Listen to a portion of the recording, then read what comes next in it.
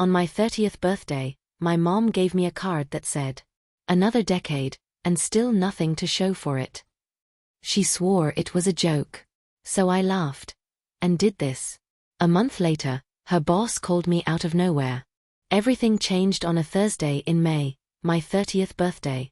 No surprise party, no fancy cake, not even a couple of sad balloons dangling from the ceiling. Just a family dinner at my parents' house, in the same dining room where I'd blown out candles for 2 decades before I moved out. My younger sister, Daniela, cancelled last minute. Something about a can't-miss opportunity with investors for her startup. My dad barely looked up from his phone the entire meal, grunting one-word responses whenever my mom forced him into the conversation. And my mom? Well, she's always been the star of these gatherings. The kind of star that decides if you're made to feel special, or completely invisible. "Your sister's sorry she couldn't make it," she said as she served the pasta. "She's in a meeting with potential investors. Looks like she's finally getting the funding." "Good for her," I replied automatically, like some peacekeeping robot. She smiled, that smile. The one she only ever wore when talking about my sister. Proud. Beaming. Nothing like the half-smile she reserved for me when I talked about my illustrations or tiny work wins. "Still doing those little wedding doodles?" she asked mid-bite. "Or did you finally get something more serious?" My dad gave a little cough. His only attempt to ease the tension, maybe. But as always, he said nothing. "They're commissioned art pieces, Mom," I corrected her for what felt like the 1000th time. "And yes, I'm still doing them, alongside my job at the law firm." She hummed in that tone that screamed, "What a waste." After dessert, a store-bought flan that wasn't even my favorite, she stood up with a little flourish and returned holding a pale pink envelope. "Almost forgot," she said. Though we both knew that was a lie. The envelope had been sitting on the entryway table since I walked in. I tried not to look eager. No matter how old I got, a part of me still craved her approval like a child desperate for a gold star. I opened the envelope slowly. The card had badly drawn balloons on the front and the words 30 and fabulous in shiny letters. The kind of generic last-minute card you grab on your way to checkout. But what took my breath away was what she wrote inside. In her sharp, perfect handwriting. "Another decade, and still nothing to show for it. Isn't it time you did something with your life?" My chest tightened. The air felt heavy. I looked up at her, searching for any sign this was a cruel joke. She was watching me, amused, with a little smile tugging at her lips. "It's a joke," she said eventually, waving her hand like she was swatting a fly. "Relax, will you? Not everything has to be so serious." I forced a laugh. The kind I'd perfected over the years for exactly these moments. The kind that says, "Nope, didn't hurt," when it actually feels like needles stabbing your chest. "Right. Hilarious," I said, slipping the card back into the envelope. My dad didn't even ask what it said. He just kept tapping away at his phone, completely detached from the little act of cruelty that had just happened. Driving back to my apartment, I was on autopilot. Her words kept echoing in my head. Still nothing to show for it. Like I was some kind of failure just for existing without achieving her idea of success. I thought about my life. My tiny rented apartment in a rundown building that had character. My job as a legal assistant at a modest law firm, where nobody realized I was capable of much more than scheduling and brewing coffee. My illustrations, colorful, detailed pieces I sold on Instagram that strangers actually paid for. Had I really accomplished nothing? Or had I just failed to achieve what she thought mattered? When I got home, I tossed my keys on the table and dropped onto the couch. The walls were covered in my artwork. Not masterpieces for a gallery, but each piece represented hours of effort, peace, and personal wins. This wasn't the first time my mom made me feel small. When I turned down a medical scholarship at 18 to study graphic design, she looked at me like I said I wanted to live under a bridge. "Drawings? That's what you want to do with your life?" she'd said. "Didn't know you were aiming for starvation." When I broke up with Marco at 25 after finding out he was cheating, her reaction? A dramatic sigh. "Well, at least someone was willing to deal with you. Good luck finding that again." And when I was diagnosed with anxiety 2 years ago, she hit me with this gem. Anxiety? Please, Lucia. We're all stressed. Stop making up illnesses just to avoid working harder. Always disguised as concern. Always with a smile that said, I'm helping. Always followed by it's a joke, when she realized she'd gone too far. How many times had I smiled through tears just to avoid being labeled overly sensitive? How many times had I nodded like her words weren't tiny daggers under my skin? I looked at the birthday card again. But this time, I didn't feel like crying. Something colder, sharper started rising inside me. Maybe it was turning 30. Maybe it was the crushing loneliness. But for the first time ever, I didn't swallow the pain. I didn't turn it into a joke. I got up and sat at my desk. Opened my laptop. There it was, a folder I created long ago, more as therapy than anything else. Mom.doc. A detailed record of every hurtful thing she'd ever said. The jabs, the comparisons, the dismissive remarks about my art, my life, me. Next to it, screenshots. WhatsApp messages a co-worker of hers had sent me months ago, shocked by the way my mom trashed me in their office group chat. She's a constant disappointment, one message read.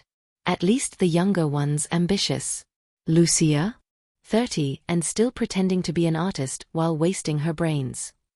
I had kept these files as proof. To remind myself I wasn't imagining it. That the pain was real. I never thought I'd actually use them. Until now. Staring at the screen, one thing came to mind. My mom, the proud HR director at Greenstone Consulting, always boasting about her exceptional ability to lead with empathy and emotional intelligence. Her spotless professional image. Her carefully polished public persona. What if someone else saw who she really was? It wouldn't be revenge, I told myself. Just justice. A mirror. So she could finally see her reflection. That night, while the city slept, I made a decision that would change everything. I wasn't going to be the quiet daughter anymore. The one who smiles through the pain. The one who makes herself small. It was time someone else saw what I had seen all my life. It was time to stop being invisible. I didn't sleep that night. My brain was spinning non-stop, weighing options, imagining consequences, trying to figure out the perfect way to make my mom face her own words without it feeling like some petty revenge move. I wanted something subtle but effective. Something that would shake her, not destroy her. By 3 a.m., with 2 empty mugs of tea on my desk and my eyes burning from staring at the screen too long, it finally clicked. I didn't need anything dramatic. Her own words were enough, if the right people read them. For the last 5 years, my mom had carefully built her professional image as the compassionate HR director. The one who understood her team, who fostered toxicity-free workplaces. Her LinkedIn was full of posts about empathetic leadership. She even gave talks on respectful communication in the workplace. So, what if her boss saw how she applied those same values at home? It took me 2 full days to plan every detail. First, I created a brand new LinkedIn profile under the name Elena Martinez, a made-up professional development consultant who specialized in empathetic leadership. I used a stock photo and spent hours crafting a believable work history, referencing real companies and legit courses. Then I gathered all the screenshots. I had 17 WhatsApp messages where my mom absolutely trashed me in her work group chat. Messages that her co-worker, Patricia, had quietly forwarded to me months ago, with just a short note. I think you should see this. I'm sorry. Patricia had worked with my mom for nearly a decade. She'd been to a few family gatherings. I'd always noticed how she looked kind of uneasy when my mom made one of her jokes at my expense. She never stepped in. But those messages were her silent way of saying, "You're not crazy. I see it too." Some of the highlights included. My oldest asked for a loan for a digital art course. Seriously? 29 and still begging for money to keep playing with her hobbies? Told her to come back when she has a real job. Went to Lucia's apartment yesterday. Drawings everywhere. Looks like a teenager's bedroom, not a grown woman's home. Her sister owns her own place and Lucia's still renting that shoebox. Sometimes I really wonder what I did wrong with Lucia. All that intelligence wasted on nonsense. At least Daniela inherited my ambition. I carefully selected which messages to include, making sure nothing would lead back to Patricia. I wasn't about to throw the only person who'd ever shown me kindness under the bus. I also added pictures of the birthday card. Cold, physical proof, written in her own handwriting. By Saturday morning, 3 days after my birthday, I was ready. Nervous, but clear-headed. I sat at my laptop, took a deep breath, and from the fake profile, I wrote directly to Thomas Garrison, CEO of Greenstone Consulting. Subject: Leadership Consistency at Greenstone Consulting. Dear Mr. Garrison, I'm reaching out as part of a study on empathetic leadership practices in mid-sized companies. Greenstone Consulting was shortlisted due to its progressive HR policies. However, I've received deeply concerning information about behavior that seems to contradict the values your company promotes. Attached is documentation showing how your director of HR, Claudia Alvarez, refers to her own family in professional chat groups. I believe these messages reflect a serious inconsistency between the values Greenstone claims and the behavior of those in key leadership roles. I'm not looking to cause personal conflict, only to open a discussion about the importance of alignment between stated values and real-world actions, especially from people in high-trust positions.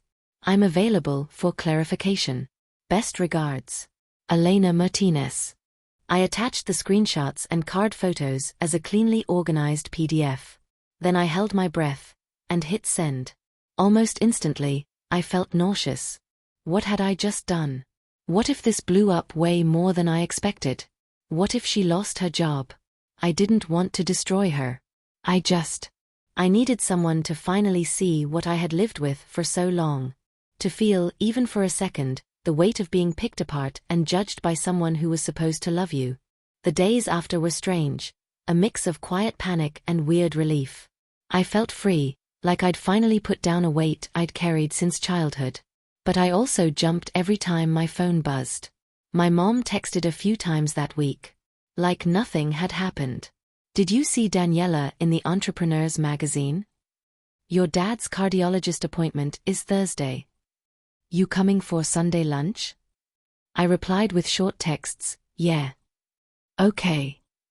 Can't. Then, the following Wednesday, I got a message that made my chest tighten. Are you mad about something? The card was just a joke. Don't be so dramatic.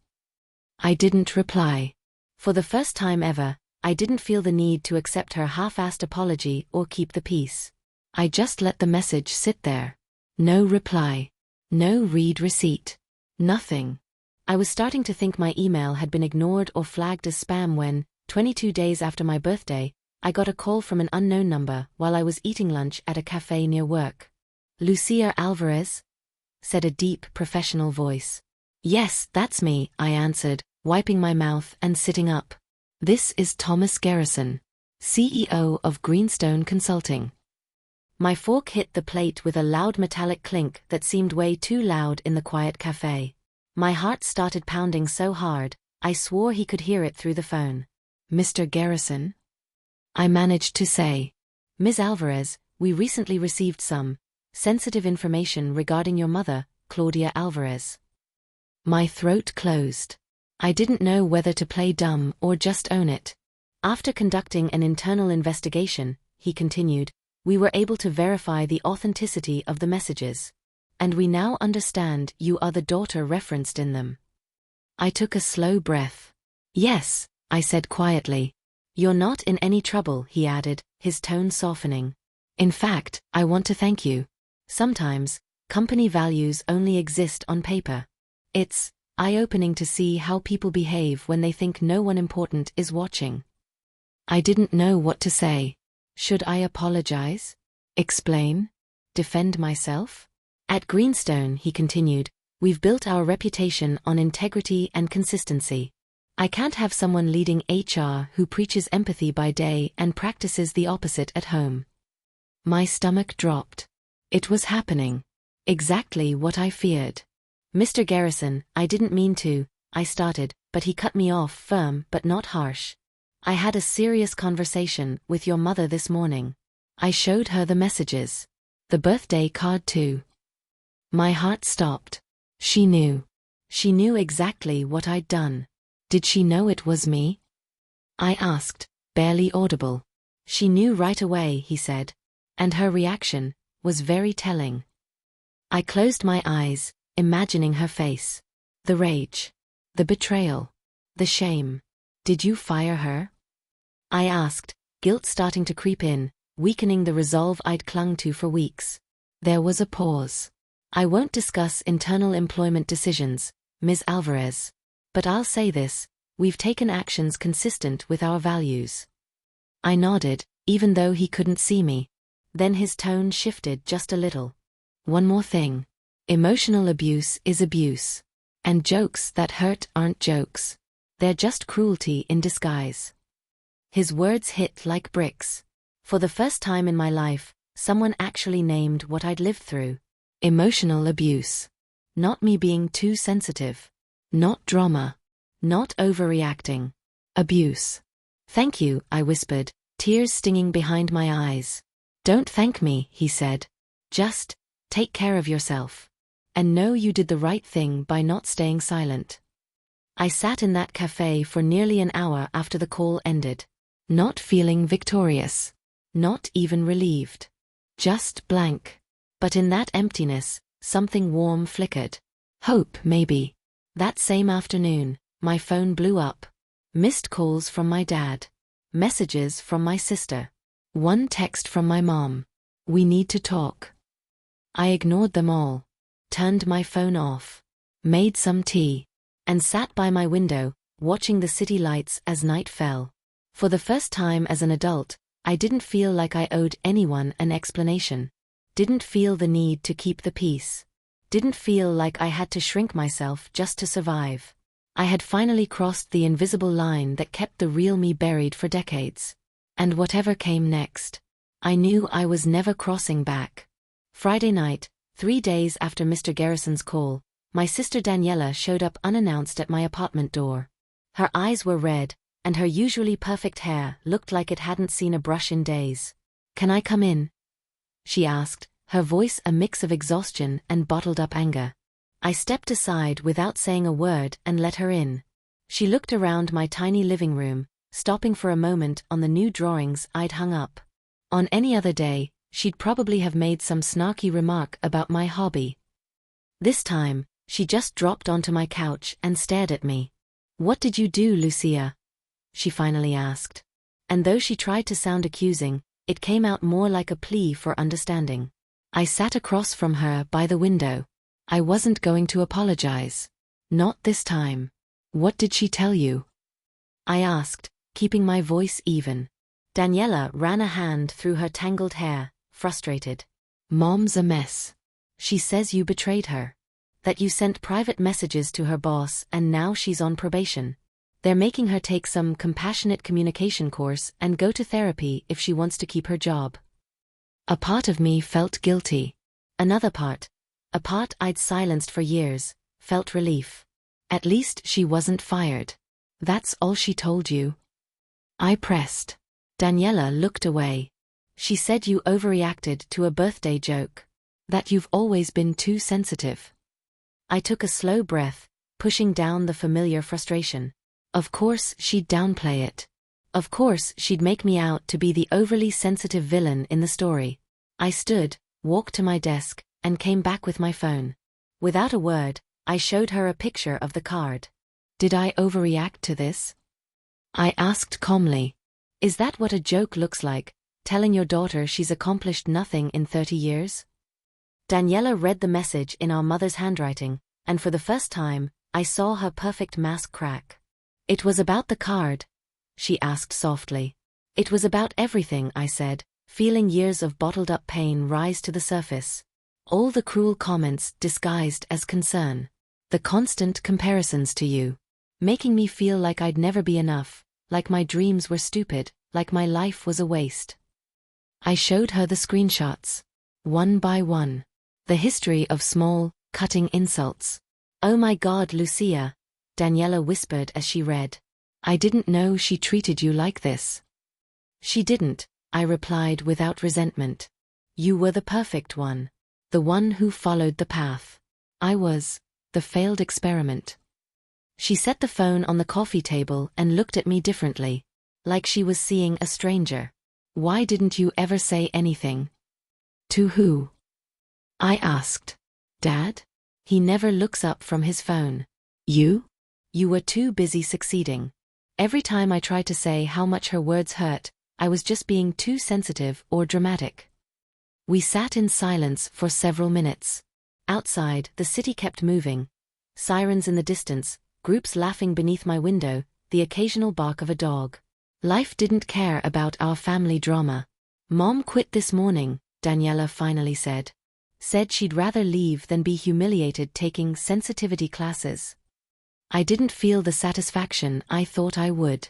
Just a deep sadness for what could have been, if only she'd been willing to see her own faults. I didn't want her to lose her job, I admitted. I just wanted someone else to see what I saw, to stop making me feel crazy for being hurt. Daniela nodded slowly, like she was still processing all of it.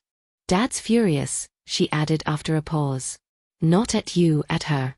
Apparently, he found the card in the trash and blew up at her. Said he should have stood up for you a long time ago. I blinked, stunned. My dad? The man who always stayed silent? Defending me? I don't know what's going to happen to our family now, Daniela said. But I want you to know. I get why you did it. And I'm sorry I wasn't there for you. That night, after she left, I sat down to draw. Not for commissions. Not to sell. Just to feel. To let my hand express everything, pain, relief, and the fragile hope of a new beginning. Over the next few weeks, my mom's silence was deafening. My dad started calling every few days, short calls, but more honest than anything we'd shared in years. Daniela and I began rebuilding something more real. A bond free of the quiet competition our mom had always planted between us. Almost 2 months after that birthday, I got a text from my mom. Can we meet for coffee? Just the two of us. We met at a neutral cafe, a place neither of us had ever been. I got there first and watched her walk in. She looked different. Smaller somehow. Like the armor of perfection she always wore had cracked, revealing the vulnerable woman underneath. She sat down across from me, clutching her purse like it might float away. Thank you for coming, she said, avoiding my eyes. How are you? I asked, more out of habit than interest. I found a job at a smaller company, she replied. Not as prestigious. But, it's okay. I nodded. I didn't know what else to say. The space between us felt enormous. Why didn't you just tell me directly? She finally asked. Why go to my boss? The question caught me off guard, not because of what she asked, but because she genuinely didn't seem to understand. I did tell you, I said softly. 4 years. Every time I asked you to stop saying hurtful things. Every time I explained how your jokes made me feel. You just didn't listen. She was quiet. Her eyes fixed on the untouched coffee in front of her. I didn't mean for you to lose your job, I continued. I just wanted someone else to see what I saw. I wanted to stop being invisible. You weren't invisible, she whispered. You were the only one I saw. The only one who noticed when something was wrong. I froze, not fully understanding. I pushed you because I knew you could be more, she went on. Daniela always stayed on the path. You had a different fire. You reminded me of myself before I gave up on who I really was. Her voice cracked, and she stopped to gather herself. I'm not saying I was right, she added. About how I treated you. Or what I said. I know I hurt you. It wasn't a direct apology. Not an I'm sorry. But it was more than I'd ever gotten from her. So, now what? I asked. I don't know, she said honestly. But maybe, we could try again. Get to know each other. As adults. There were no dramatic hugs. No movie-style tears. No grand promises of change. Just 2 damaged women, sitting across from each other, wondering if something new could grow in the ruins. The following months were weird. Hard. There were days my mom slipped into old habits, and I had to call it out, risking new fights.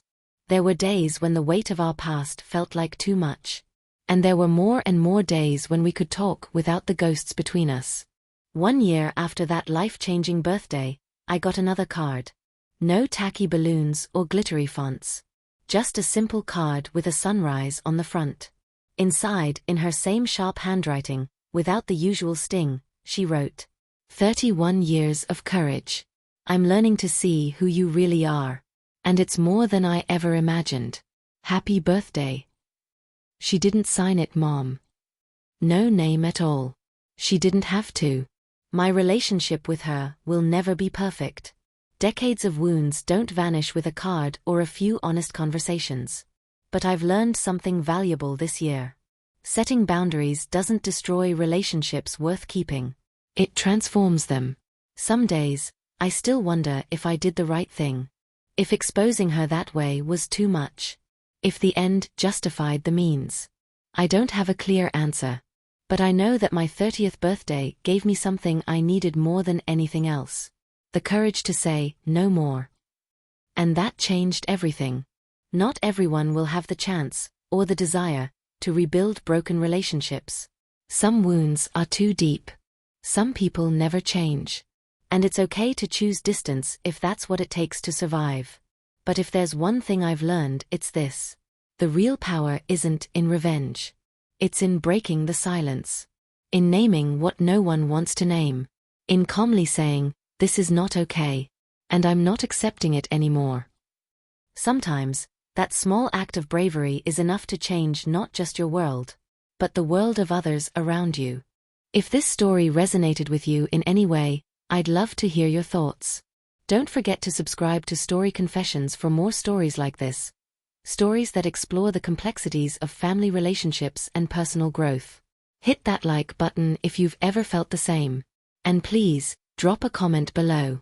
Have you been through something similar? What would you have done in the protagonist's place? Do you think she made the right decision? Your experiences and reflections could really help others who are going through something similar and don't know how to set healthy boundaries. See you in the next story confession.